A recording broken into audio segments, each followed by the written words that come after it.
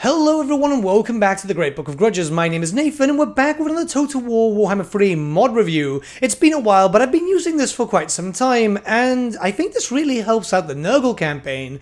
This is Epidemius and Mortal Warriors of Nurgle, created by Stradivarius. You might remember that name from Total War Warhammer 2. He created some really fun mods, mostly revolving around the Skaven, such as, for example, Bubonic Court of Nurgle, Grand Plague Lords of Clan Pestilence. These are all mods that are featured on this channel before, so I'm actually quite happy to see Stradivarius return with, well, quite a needed one for Nurgle. What this mod does is it adds in a few units and also a legendary hero. There's quite a lot to talk about, so let's not waste any more time and jump right in. So first we have Epidemius himself. Now keep in mind that you're not going to get a lot of unique models here, mostly because right now modding tools aren't all the stuff that we actually need at the moment, but there's a lot of effort that goes into this. So Epidemius at the moment, in custom battles by himself, he's not great. You can see he's got good stats overall, but he excels more in campaign. So when it comes to custom battles, you'll be using him more to just do a decent amount of damage. He does have a very good buff too. However, he's extremely valuable when you use him in campaign. He's available to you right at the beginning at turn 1. However, at the moment he doesn't have any movement at turn 1. I'm not sure if this is a bug or not, but you've already got him, he's already summoned, and he's got some pretty interesting abilities. So at the very beginning, he's focused on melee, he's got access to no magic, which kind of makes sense. He wasn't really a powerful wizard when it came to the tabletop, but he does have a lot of other things. This is his own unique skill line, which, as you can see, has buffs revolving around spreading of corruption, making Nurglings better. He's a general own, think about him as a kind of battle standard bearer, which is actually probably the best way to make the assumption. Is probably what the modder himself wanted to create. I think it works out quite well, as now you've got something a little bit different.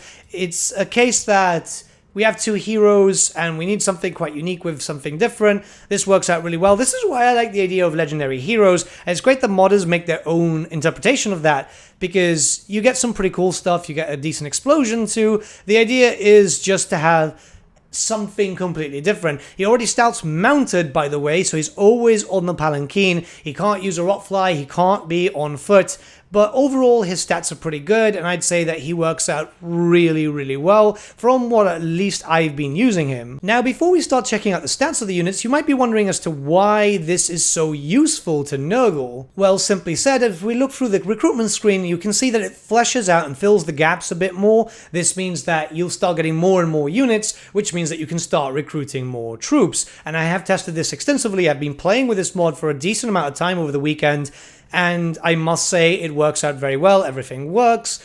And yeah, this honestly makes the strain that Nurgle has in campaign a lot easier, which I must admit just makes the campaign a lot more enjoyable. Because let's be very honest here, Nurgle has one of the toughest ones, because you're not really recruiting in the conventional needs. You have to go around this cycle. Eventually, later on, it becomes very easy for Nurgle, but early on you're suffering a lot. This kind of evens it out a little bit, and it gives you a lot more options too, which is pretty good. Now, let's start looking towards all the units, because some of them are actually really useful. So first up, we've got the Plague Warriors. These are Chaos Warriors of Nurgle. It's a simple recolor, but with a few things added here and there. And this gives you that overall tabletop feel where you used to pick up a box of Chaos Warriors and just paint them green, give them a little bit of rust here and there, and make them quite Nurgle-ish.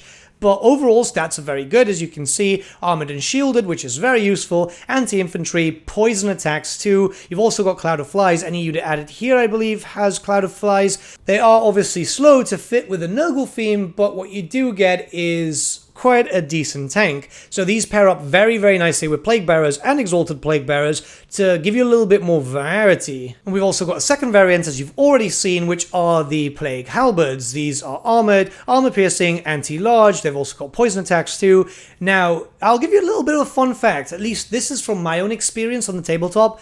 I used to use my Plague Warriors with actual halberds all the time, as my Nurgle Chaos Warriors were very tanky, as you can expect, so I wanted them to be able to do a bit more damage, and on the tabletop that was extra strength to be able to be more armor piercing, and it was just really great. So it's nice to see these being implemented here. They also look great. I used to use them with halberds and shields on the tabletop, but we don't have that option here. I think any Nurgle player who played Warriors of Chaos back in the day will probably have a bit of a nostalgia trip with these guys. They work out really well. We've also got a third variant, which is that of Plague Scythes. These are armored, armor-piercing, and poison attacks. Now, the thing about this is that, funny enough, a lot of people kind of wanted this on the tabletop as an actual legitimate weapon option, because it kind of fits with the Nurgle theme a lot. We've seen it with some other models too, and you never know, hopefully for Old World we'll get that, because looking at them like this, it's just really, really nice, and yeah, I mean, they look really cool. Cool factor is a big thing. Battle-wise, they work out quite well, and since you're going to be quite close to Kislev and Cafe, you're going to be dealing with a decent amount of armor.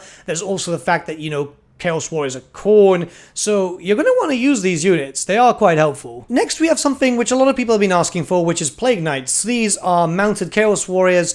Now, they've got armored and shielded, they are anti-infantry, they've got fear, they've got poison attacks. They're generally quite good. 62 speed doesn't put them at extremely fast, so they're not going to be outrunning or getting close to, say, for example, well, most cavalry, but it does give them a bit more speed to have something to go around into enemy flanks and rears whilst you're pinning them down with your Plague Bearers, which I think works out quite well. The fact is, Nurgle's been needing a little bit of speed or a little bit more durable speed, as they do have a decent amount with their Rotflies, but this adds a little more power to the punch. Next, we have the Crow Hunger Brethren. So essentially what these are the Marauders of Nurgle, essentially.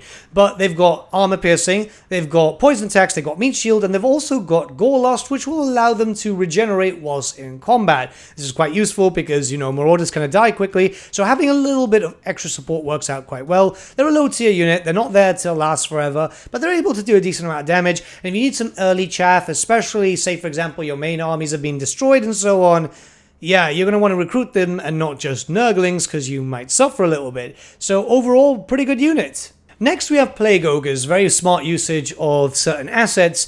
I really like these, and it brings me back to the Tamukan days, because that's where they're from.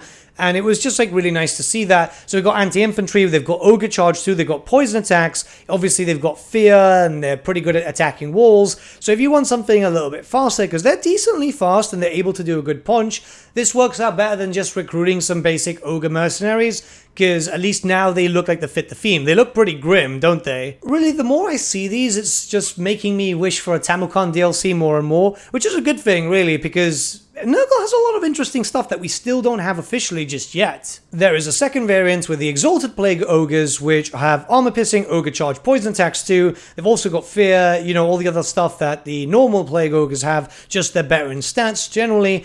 And I think this is something that they'll probably do for something officially in the future, because we are missing out on a few things, but there's not really enough to justify a lot of DLC as the time comes.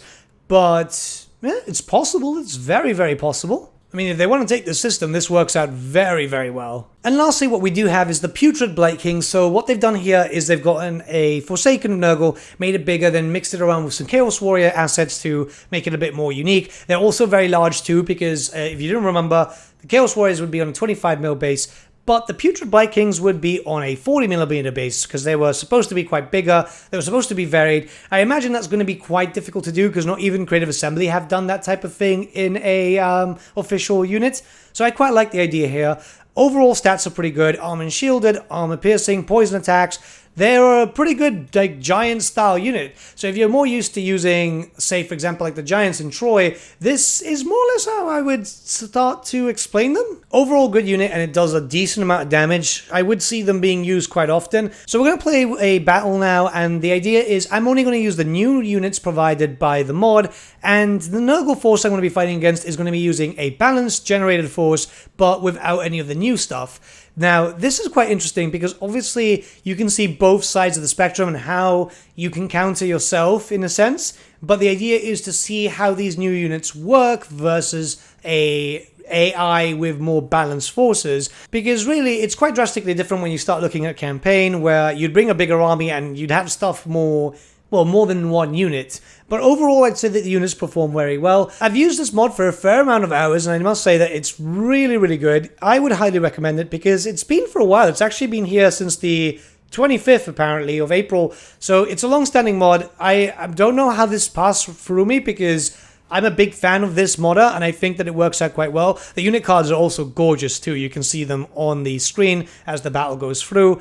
And I must say, this very much makes the Nurgle campaign a lot easier to deal with and a lot more enjoyable. Mixing and matching it with your vanilla forces is going to be something that you want to do, and you've got some more mortals. It's weird because out of all the different factions, I think Nurgle had the least mortals given to him, and it's just really odd.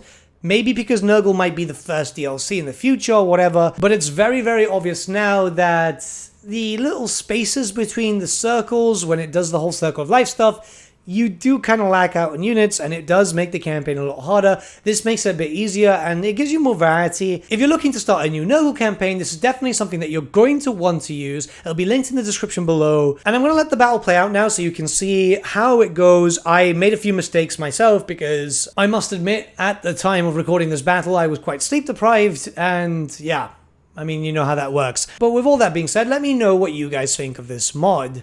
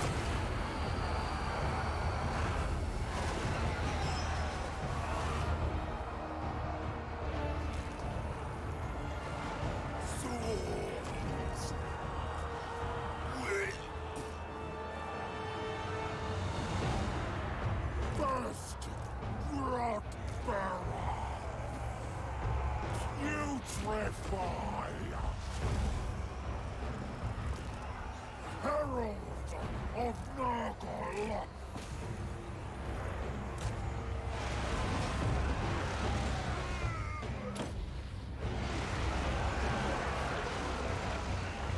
Corruption is salvation.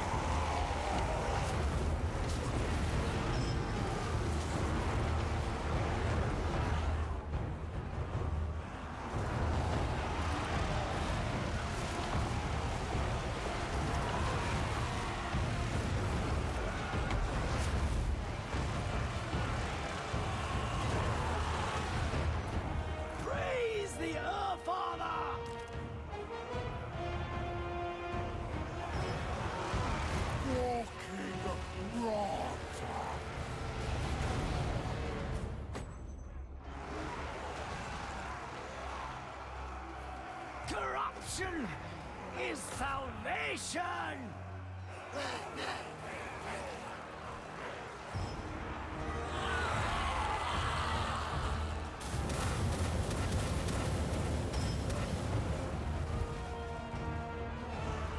Retreat! Our Father's sacred servant! Joyfully, I move.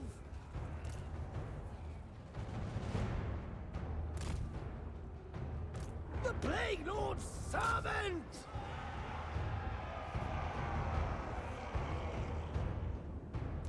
The Count of Pestilence!